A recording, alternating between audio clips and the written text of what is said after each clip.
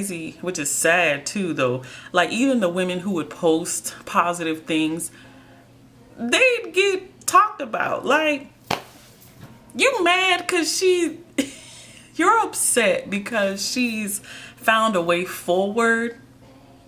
What? Like, and that's when you realize, okay, y'all want to be stuck.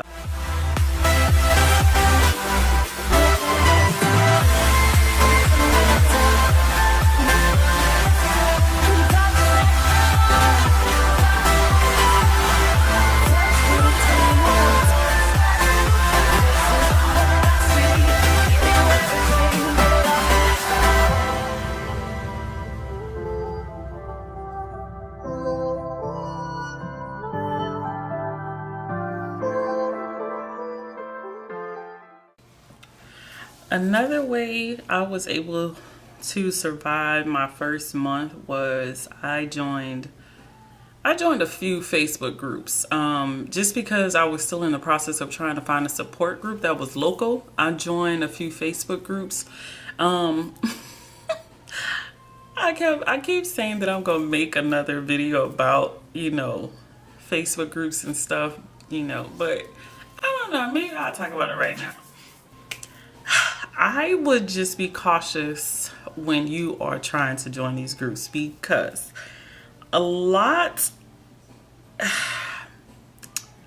there's a lot of trigger warnings in those groups. It's a lot of rawness. It's a lot of pain. Understandably, there's a lot of trauma. You just are exposed to a lot, and I wouldn't recommend those groups, especially in the first month, because it kind of is like, golly, so there's no hope. Like, nobody's okay. Like, we're all just gonna be miserable. Like, there's nobody. I mean, like, wow, so I have to look forward to a life of misery. Like, it's basically what y'all are saying. Like, there ain't no way. And and that's why I say, obviously there's hundreds of Facebook groups, and that's why I say be careful on the one that you decide to join, because like I told my grief coach, on one hand, these stories and these moms help you because you don't feel alone anymore. And so I would stay in these groups like all day long, just reading these stories, consuming this information, consuming this trauma, consuming, this bad energy essentially. And I would spend hours, in these groups trying to find a mom who specifically lost a 5-year-old. That was me. I want to find somebody who's like me. What is she doing? Where is she? How is she getting through? What is she doing? Like, I need to see her. And so but through trying to find her one or two selves, I'm reading everybody else's trauma. And it's like I told my grief coach, on one hand, you don't feel alone anymore, but on the second hand, all hope is lost. And so it's like you want to look away, but you can't, because you don't want to feel alone, but then you don't want to feel hopeless. And so it's like, what do you do? And that is when balance comes in.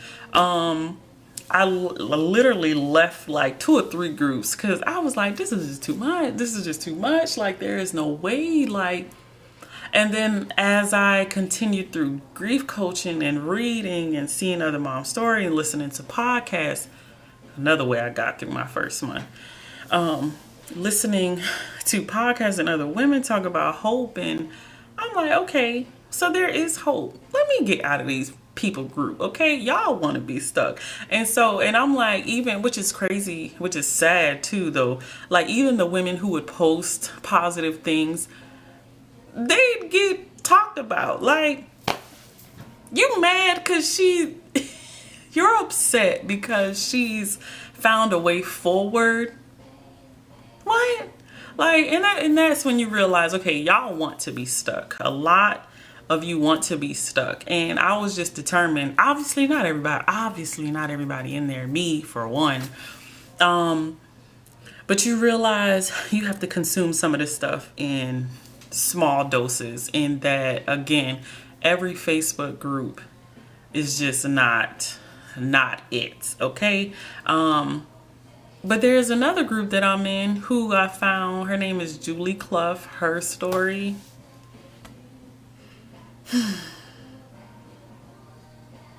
just a moment for her, but she has been amazing. Her podcast is how I got through my first couple of months as well. But through her podcast, I learned about her Facebook group, and her Facebook group is where you should be, okay? She is where you should be. Hope. And if she can survive child loss, there is hope, honey buns. Okay? So like I said, stay out of them crazy Facebook groups, okay? Find you a positive one with moms who are trying to move forward into this life, okay? But like I said, I know in the beginning, you're just desperate. You're desperate to find people like you, and that's okay. But as time goes and moves along, you will start to back out of those groups and delete them once you find the ones that work for you. But yes, and so, which will bring me into my other way of how I got through her podcast. Listening to her story, listening to her talk, she gives tips and insight and helpful things to do and changing your mindset and your thoughts. And she is just amazing. She was amazing. I love her group. She interacts like every month. She does like this pull a card thing. And I think it's just like intuitive. I don't know, but it's always spot on for me. Okay. So I enjoyed that one. But yes, her podcast really, but I think that's pretty much it, you know, and I'll share their information below too, but those are honestly the main ways that I got through my first month, through all the brain fog, because I don't even think the brain fog lifted until about 3 or 4 months. It started to lift. But yes, in the first couple of months, it was reading, it was sleeping 90% of the time.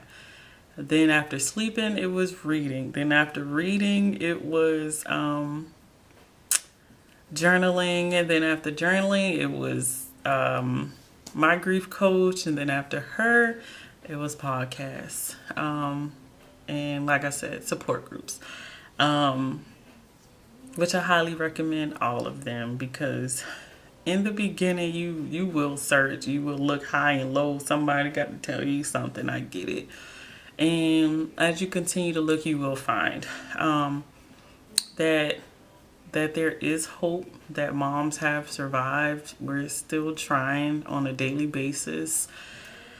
And it's just something you have to work at every day. My grief coach told me, she was like, you know, because I told her about those groups, and she was like, well, you know, those moms stay stuck because they don't, they don't want to move forward, and they don't want to do the work. But once you do the work, you will start to be okay.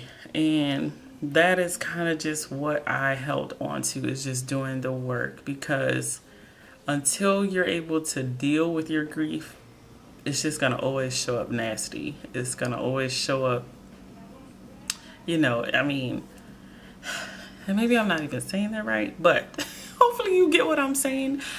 Just until you're able to, you know, deal with it, it's just going to be there. Versus dealing with it, healing through it.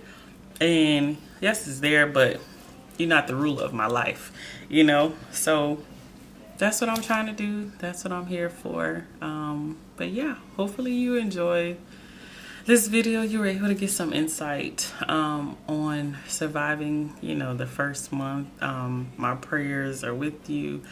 Like I said, I will leave some of those resources below. And as always, if you know any moms, please share my video or connect me with them. I would greatly appreciate it. And share any resources you have that may have worked for you. I would honestly appreciate it. And yeah, until next time, sending you virtual hugs and love.